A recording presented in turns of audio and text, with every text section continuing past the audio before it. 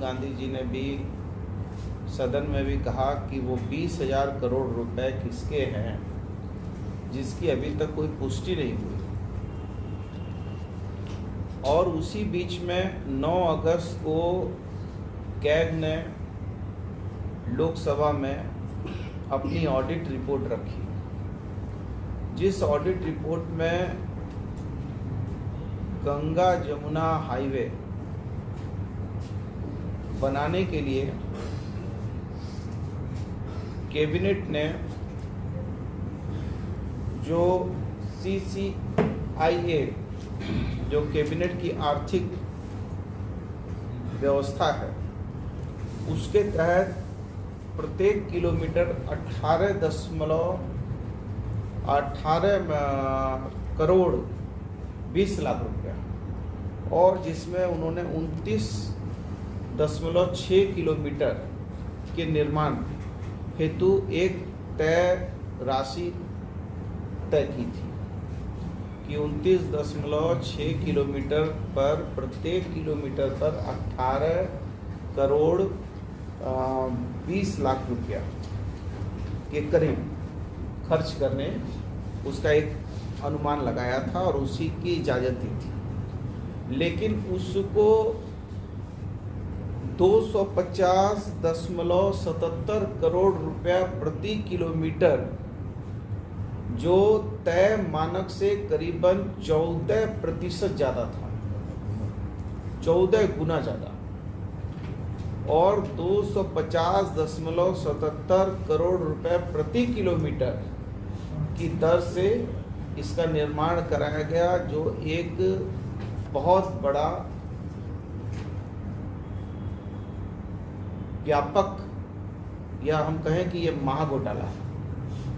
कि ये समझा जा सकता है कि कोई भी टेंडर होता है तो उस टेंडर में कुछ प्रतिशत ऐसे होते हैं जो ऊपर नीचे हो सकते हैं या उसमें घटत बढ़त होती है, लेकिन 18 करोड़ से सीधा 250 करोड़ पहुंचा देना, ये मतलब एक सोची समझी एक बड़े घोटाला की बात CAG के माध्यम से लोकसभा के पटल पर रखी गई। इसी के साथ साथ आपने जो हम लेवल जो है पैसा जनरेशन के लिए सरकार बनती है, या सरकार जीवन मूल्यों को समृद्ध करने, उन्नत करने और आम लोगों के जीवन में सुख सुविधाएं कैसे बहाल हो, देश कैसे समृद्ध और विकासशील हो, इसके लिए सरकार बनती है। तीसरी बात बहुत सारे ऐसे इनके प्रोजेक्ट हैं जिनको जान के विलंब किया गया है, ताकि विलंब करने का उद्देश्य यह है कि वो उनका जो तयशुदा राशि है उस तयशुदा राशि में काफ़ी उसमें बढ़ात हो जाए। जैसे 14 ऐसे प्रोजेक्ट हैं बड़े बड़े, जिसमें 8 प्रोजेक्ट ऐसे हैं जिसमें 22 महीना से लेकर 47 महीना की देरी हुई है, और 6 प्रोजेक्ट ऐसे हैं जो अभी उनको जो है 11 महीना से 58 महीना की देरी हुई है। इसलिए कुछ चीज़ें ऐसी हैं, और जो एकदम DPR बनता कुछ है और धरातल पर उतरता कुछ है, उसको लेकर भी कैग ने आपत्ति जताई है।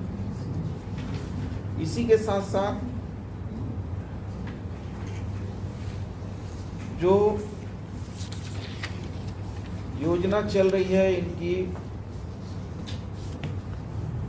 आयुष्मान को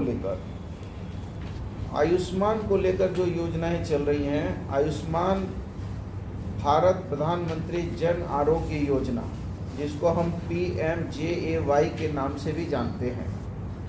इस योजना में कैग के द्वारा सदन के पटल पर 7.5 लाख लाभार्थी ऐसे हैं कि जिनका एक ही मोबाइल पर रजिस्टर हुआ है, और वो भी मोबाइल ऐसे हैं जिनके नंबर 10 के जगह 9 अंक है। मतलब ये कैसे संभव है कि 7.5 लोग वैसे लाभुक बन गए हैं जो लाभुक मोबाइल में अमूमन 10 नंबर होते हैं, अब 9 नंबर का मोबाइल को संचालित कर दिया गया है और 9 नंबर के मोबाइल का संचालन करके उसमें 7.5 लाख लोग लाभुक बन गए। और दूसरा है कि एक और आपको मैं चौंकाने वाली जानकारी देना चाहता हूँ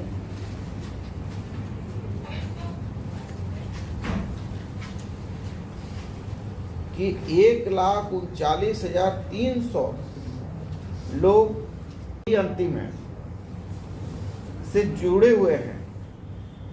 वैसे उसमें फर्जी रूप से 1,39,300 लोग उससे लाभ प्राप्त किए एक ही नंबर से। इसका मतलब है कि ये सोची समझी पूरी तरीके से साजिश है। वहीं 96,046 अन्य लोग हैं जो 9 उसके बाद 0 करके 9 शून्य है नंबर से जुड़े हैं। इनके अलावा करीब 20 नंबर भी सामने आए हैं जिसमें 10,000 से लेकर 50,000 लाभार्थी जुड़े हुए।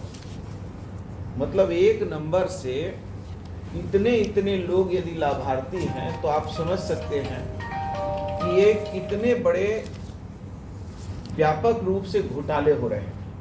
इसी को और छोड़िए, आप यहाँ देखिए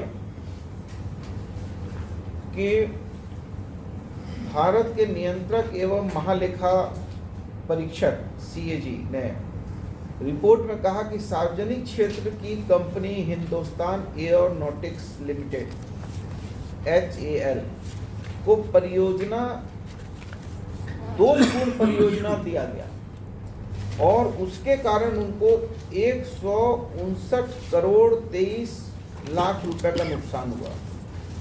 BIAN के मामले में भी कहा कि 142 करोड़ रुपए का नुकसान हुआ क्योंकि इलेक्ट्रॉनिक सर्किट बोर्ड का स्वदेशीकरण नहीं किया जा सकता।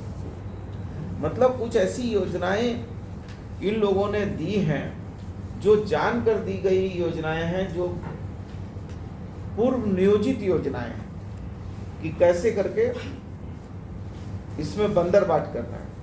केक की एक और रिपोर्ट आई है जिसमें बताया गया है कि मंत्रालय ने पेंशन योजना से जुड़े लगभग 2 करोड़ 83 लाख रुपए अन्य योजनाओं के प्रचार में खर्च कर दिए। कैग ने national social assistant program NSAP की ऑडिट रिपोर्ट में ये जानकारी दी। मतलब वो लोग हैं जो पेंशन से जुड़े हैं। आप देखिए कि हमारे मुख्यमंत्री, हमारी सरकार, आदरणीय सोनिया गांधी जी के नेतृत्व की सरकार, राहुल जी के नेतृत्व की सरकार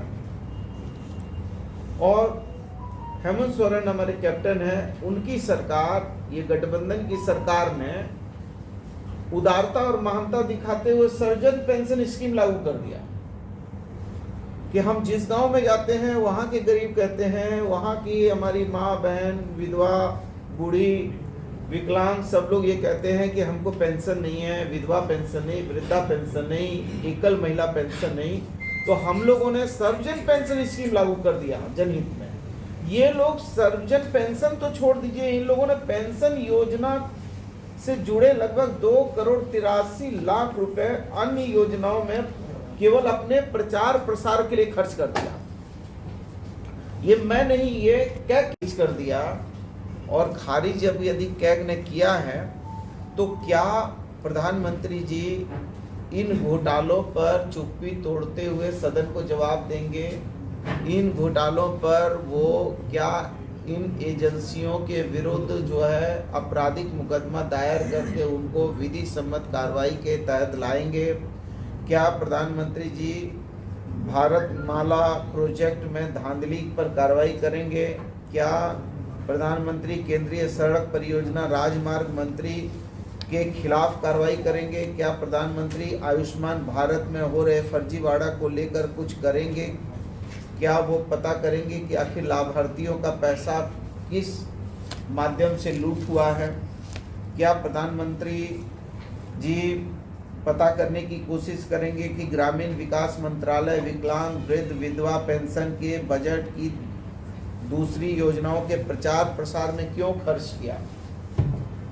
जब हमारे जैसा ये गरीब झारखंड, हमारा राज्य जो है सर्जन पेंशन स्कीम लागू करता है, और आप जो है जो पेंशन आप दे रहे हैं उससे भी पैसा काट कर अपना जो है महिमा मंडन करने के लिए वो पैसा का यूज करते हैं, तो ये आखिर क्यों हो रहा है?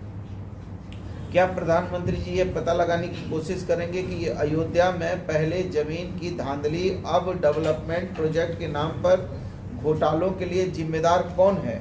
आखिर कौन ठेकेदार को अनुचित लाभ पहुंचाया जा रहा है?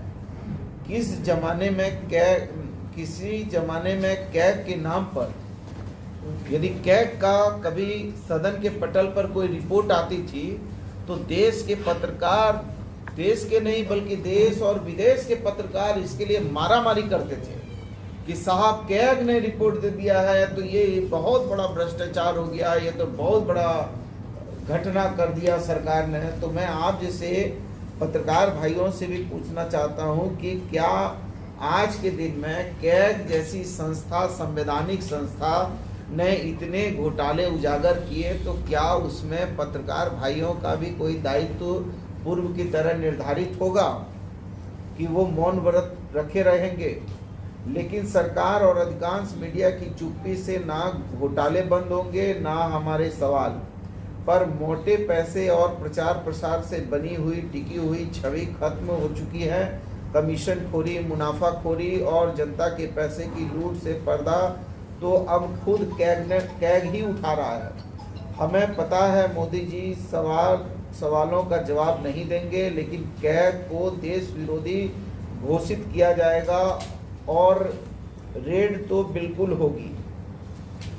तो ये हमारे कुछ सवाल आपके माध्यम से जनता के बीच में जाने चाहिए, क्योंकि कैग जो है उसने यदि अपनी रिपोर्ट पेश की है, हमारा भी सदन जब चलता है तो हमारे सदन के भी पटल में हमारे जो है महालेखाकार जो हैं वो उनका रिपोर्ट आता है, उस पर बहस होती है। लेकिन ये सरकार किसी मुद्दे पर बहस नहीं। आर्थिक, ये देश में जो आर्थिक स्थितियां बिगड़ रही हैं और दिन प्रतिदिन हमारा जो है डॉलर बढ़ रहा है और रुपया घट रहा है। ये कभी प्रधानमंत्री जी कहा करते थे कि मैं भी मुख्यमंत्री हूँ, मुझे मालूम है कि तेल की कीमत कैसे घटाई जा सकती है, मुझे ये मालूम है कि कैसे जो है डॉलर की कीमत को घटाकर रुपए की कीमत को बढ़ाई जा सकती है।